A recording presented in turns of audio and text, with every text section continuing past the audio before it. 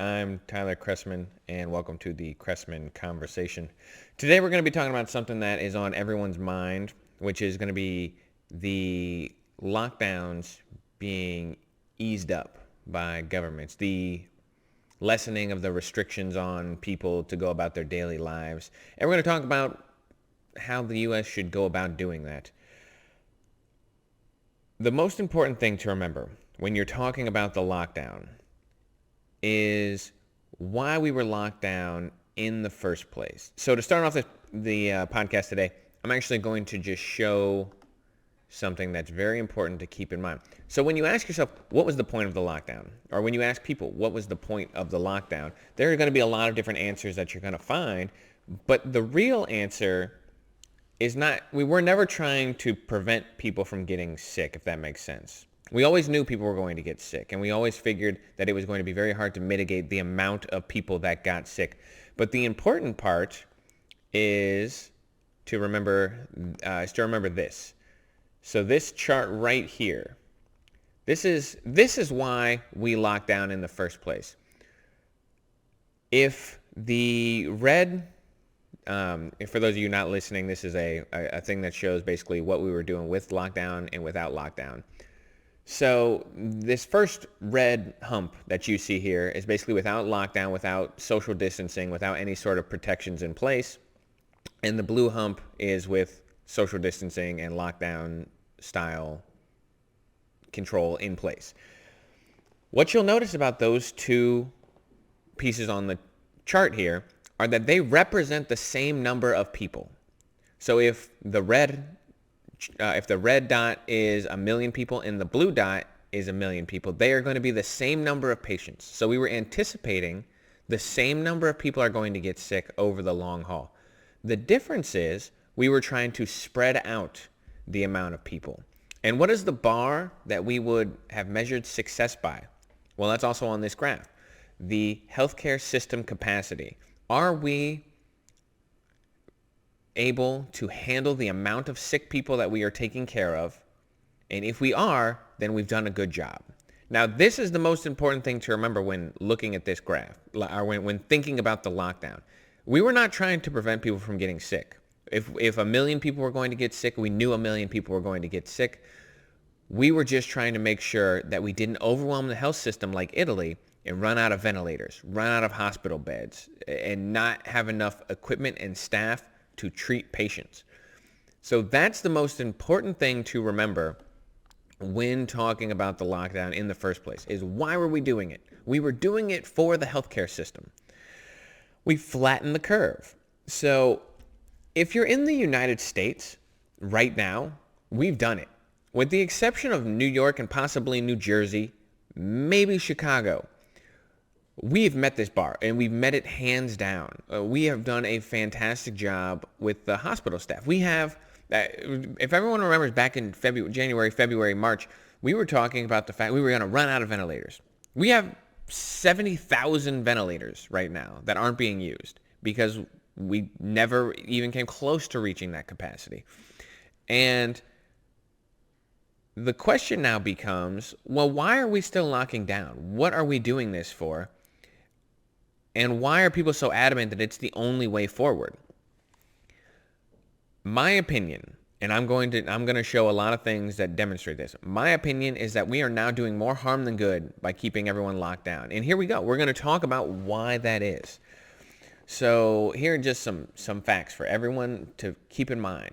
If you are coming at the virus, like Dr. Fauci, from an epidemiological public health perspective, you would say lock down indefinitely until we get a vaccine. However, if you're doing a multi-factored analysis, if you're taking other things into account other than numbers of people who die by coronavirus, like number of people who die by other means, other factors other than just mortality, then locking down indefinitely is not really a viable option. It really isn't. And here's exactly why. So CNN reported that the Disaster Distress Helpline, which is basically a suicide prevention helpline, has seen an 800% increase in its call volume compared to this time last year. An 800% increase. And the suicide hotlines not just the disaster relief one, have seen increases across the board. So we're talking about an increased number of people who are struggling with mental health issues. And I'm sure, I haven't seen the numbers on this, but I'm sure the number of suicides are going to be up over the course of the last 6 weeks. Police departments in Chicago, Boston, Dallas, and LA have all reported increases in domestic violence calls.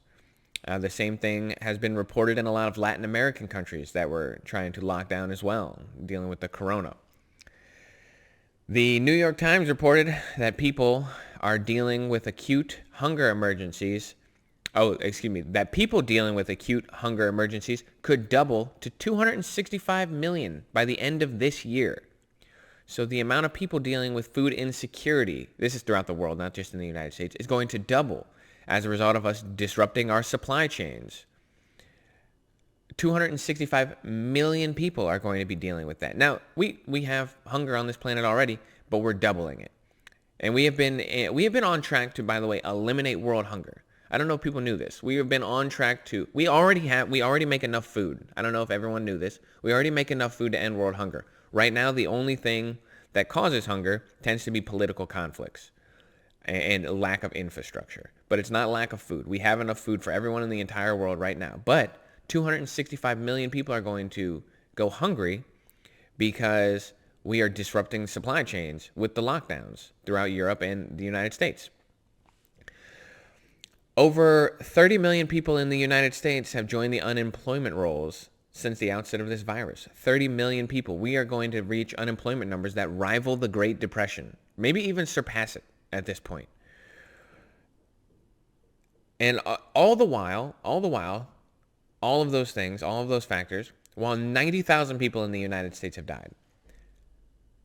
Every single person who dies is sad.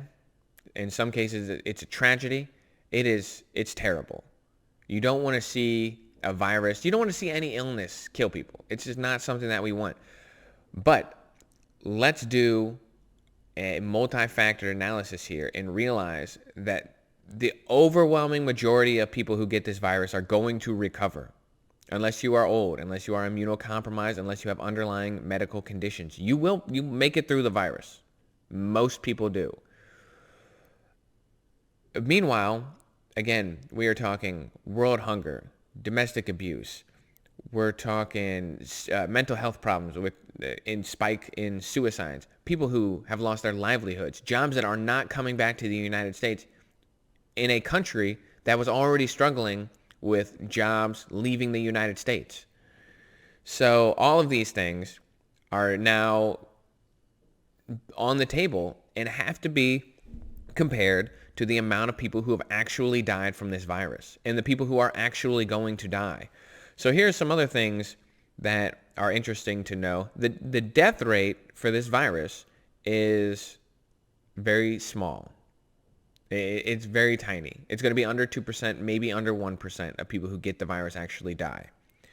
So when you're looking at 90,000 people who died, that's sad. That's a bad year for the flu at this point. And I know you shouldn't compare this to the flu. It's deadlier than the flu, and it's more contagious than the flu, blah, blah, blah. We don't need to do that every time. We know.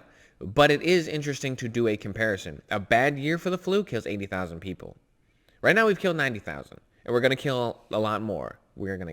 The virus is going to kill a lot more. We're not killing anyone. The virus is going to kill a lot more people. But is it going to kill more than 265 million people? No, it's not. Is it going to kill more than the 36 million people who have joined the unemployment rolls? No. Do we think that their lives are going to be negatively impacted in a way that's worse than the virus? It's hard to say. People die because of the virus. It's going to happen. And it's a tragedy. But again, it's going to happen. Should we lose? What if we permanently lost 36 million jobs? What if none of those jobs came back? Because there's going to be a substantial number that don't. Restaurants are going to reopen, but not all of them. And the ones who do are not going to see business. Movie theaters, places of amusement parks. Do you think there's going to be 1,000 people that go to Six Flags this year? The Disney World? I don't think so. Not in the thousands, not like there once was. So even the jobs that we think we're just going to turn it back on, they're not going to come back immediately. And not all of them are going to come back. So we're talking massive joblessness in the United States. Are those people going to have a worse outcome than if some percentage of them had gotten the virus? I don't know. It's hard to say. I think so at this point. The other thing to keep in mind is that just because the death rate is low, here's another interesting thing. The death rate is low, but deaths in nursing homes, according to the New York Times, account for over 1/3 of the deaths in the U.S. right now. In Europe, I saw that number might be anywhere as high as 50%. So basically, we could have if we had locked down the nursing homes successfully, right? If we had locked it down, we might only have 60,000 people who have died from this virus. Again, not a small number, not an insignificant number. But if we in Europe, if 50% of the people who died have come from nursing homes, nursing facilities, that says something. What we need to do at this point is open the country back up. Let people go back to work. Let people go back to shop. And just tell people the truth, which is that if you are immunocompromised, if you have an underlying disease, or you are elderly, you need to take extra precautions. Everyone in public should wear masks. When you go to a store, when you're doing these things, masks are not for you. I wear a mask. I'm not afraid of getting this virus. I'm really not.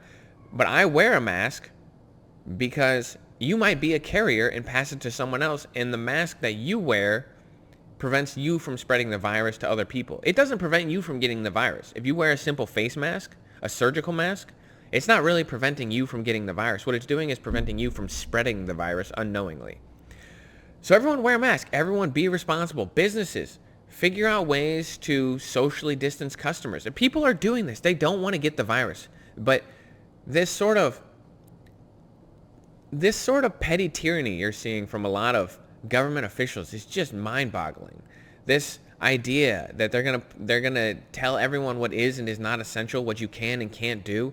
I understand there's a public health emergency, but we need to be very wary about granting people in government the rights to just tell us we're not allowed to leave our home. I understood when this virus first came out, and we didn't know anything about it, and we didn't know what it was. Really didn't. We didn't know the death rate. We didn't know who it was killing. We didn't know all these factors. We know more now. We're 6 to 8 weeks on from all this. We know more. This virus kills the elderly. Lock down the nursing homes. If 1/3 to half of the deaths in the United States and Europe are coming from nursing homes, why are we quarantining young, healthy people who could be working? If half of the people who die come from nursing facilities, why is your young, healthy staff now out of a job? Open the restaurants back up. Open the stores back up. Let people go to work. And tell them, if you are immunocompromised or old, stay home. Don't come. Wear a mask. Get a respirator. Don't put yourself in harm's way. And everyone be conscious of the fact that even if you're not one of the people in the risk factors, be courteous to other people. Wear a mask. You think you're being brave, or that you're somehow resisting tyranny by not wearing a mask? If a store says wear a mask to come in, and you say, I don't want to wear a mask because I think something else, because I heard on the internet that masks don't do anything and this is just the government overreach, you're missing the point and you're wrong. You're not right. Masks actually are useful. Don't listen to the World Health Organization who says masks aren't useful. They're a nonsense organization at this point. Don't listen to them. They're not. They've done terrible job. I just saw that they're going to be investigating China on their handling of the virus. Oh, I wonder how they're going to find that China did. I bet they find them not at fault. Basically a puppet for the Communist Party in China. For those who don't know, the World Health Organization is a garbage institution. It's gone way downhill. It should be above nonsense, but because China funds them, they can't even recognize Taiwan. So anyway, little side note. We need to get back to it. We need to open things up. We have a crisis that's brewing. That's no longer the result of this virus. It is the result of the way we've handled the virus. The virus is scary. The virus it's out there. It's still spreading. We haven't done it. But what is the alternative to opening up? People proposing that we need to lock down till we have a vaccine. There's no guarantee we have a vaccine. The fact that we say, well, we're working on a vaccine, so it'll be done in 9 months. No one is guaranteeing that. Coronaviruses historically have not been easy to vaccinate against. So what's the alternative to opening back up? We're not going to wait a year. We're not even going to wait 9 more months. We need to open up today. So I'm glad that there's a lot of places around the country that are easing restrictions. And again, easing the restrictions doesn't mean virus over, we win. It means everyone start to normalize behavior that is healthy. Wear masks, socially distance in public. Handshakes are still probably a thing of the past. I don't know what we're going to do about that. But we need to get back on it. We need to figure this out, and we need to move forward in a healthy way. We can't remain here indefinitely. We can't lock down like this. So I'm glad things are opening back up here where I'm at in St. Louis, slowly. But still, some things are being deemed too risky or non-essential. They're not opening gyms, for example. Okay, the healthy people in the gym are actually probably not the people who are going to get sick and die. Closing beaches, public parks, this is nonsense. These things aren't helping people. Beaches and public parks, if you go to the beach, you go to the park, and you socially distance while you do it, what is the problem? We've already known the virus doesn't travel well in sunlight. It doesn't travel well outdoors. It really doesn't. It stays in the air for a little while, but sunlight kills it. And it's not good for the virus. So get it all open. Open it all back up. And just expect your store owners to be responsible. People who cut hair for a living, they don't want the virus either. They're going to have their clients wearing masks. They're going to space their line out. They might only do appointments for a while so they can spread out their customer base. People are smart. They'll adapt. This idea that people need to remain locked down because we can't be trusted to socially distance ourselves, to keep ourselves safe. We need the government to tell us that everyone has to stay home. It's just ridiculous. It's just nonsense. And it's not good for anyone. So I think we're going to leave it there today. I hope everyone is staying safe out there. I really do. But I also hope everyone isn't staying so safe that they're going to wind up like Howard Hughes, wearing tissue boxes on their feet and peeing into mason jars. We're going to get through this, everyone. And this is what I've always said from the beginning. Be concerned, but don't be afraid. Be smart about touching your face, washing your hands, getting close to other people, wearing masks. Be smart about that kind of stuff. But don't be afraid of the virus. This isn't Ebola. Ebola's scary. Ebola, you don't want Ebola. But this isn't that. This is a virus. It can make you sick. So protect yourself. But don't be afraid. Don't live your life in fear. There's no reason to. Not right now. And wherever you're at, try to get back into a routine and try and put pressure on the petty tyrants that have emerged, like that lady up in Michigan. Just the nonsensical rules, the nanny state. Bill de Blasio's out there who want to, come out and shake their finger at you. Don't let those people do that.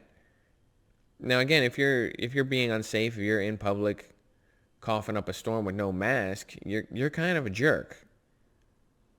And you're not proving anything to anyone. But at the same time, we don't need the nanny state. We really don't.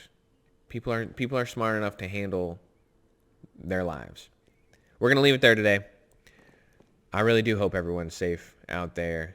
And I hope everyone who is out of work or struggling with mental illness or dealing with unfortunate domestic abuse cases, anything that we just listed, all the other factors besides the virus, I hope all those people are doing well.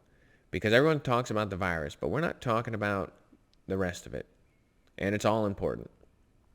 So wherever you are, stay safe. and I will talk to you later. I hope everyone has a great week.